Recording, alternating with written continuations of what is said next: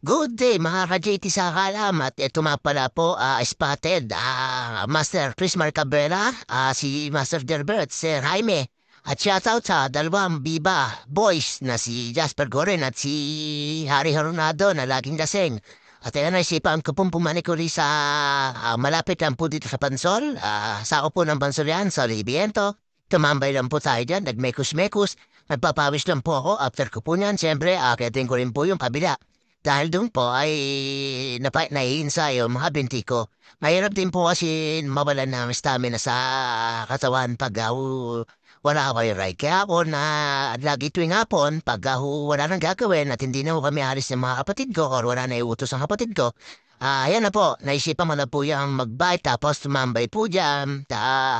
Dani, malapit lang po sa amin, wala pong 1 kilometro yan kung maaunin. Tapos sa bahay namin, das mekos-mekos kami, lang ako dyan. Tambay lang saglit. Ah, kausap ko din yung guard na sana pwede nang pagpapasok dun sa kabila. Sabi niya naman, sana na. Pag natapos daw kasi madami private mess dun sa kabilang way. Doon naman napakasarap pumahon, napakahaba ho nun na ahonin. Doon na talagang gagamit kailangan. Pinagbabawal na teknik. Diyan po naman ay nakachamba ko na napanikuyan. Pero siyempre tambay-tambay lang po dyan. After ko po dyan, siyempre na nakausap yung guard na sa Libiento na napakabait. Lumipat na ako sa kabila, bababa na ako dyan. Tumahon na ako sa may papuntang si Chokoray, tapos doon na po ako tumambay.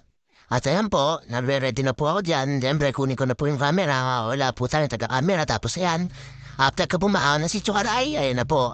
Hindi na po ako nag-video sa ahon kasi medyo na-slide yung gulong ko. Gawa ng nabasa po dun sa baba.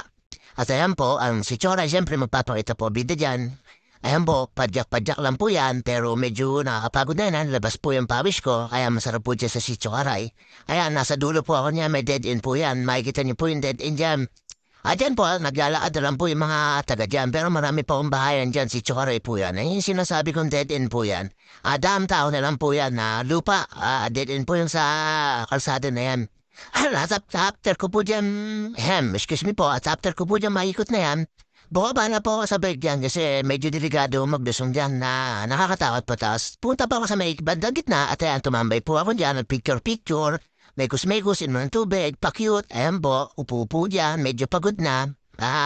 Kung ano nangyari, karigot ng bike, papakitan po, tapos inayos lang. Siyempre, gagawa ng para si JT sa alam para makita niyong nagpatakit.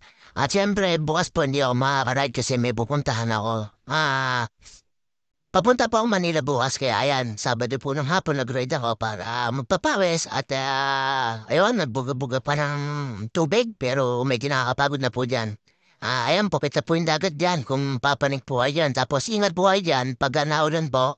Medyo madulas na po yung kalsada na yan. Kala ko ulan po dyan kaya medyo nag-ready na ako kung pababa dyan. Pauwi sa bahay. At ayan po, pawis na po ako dyan.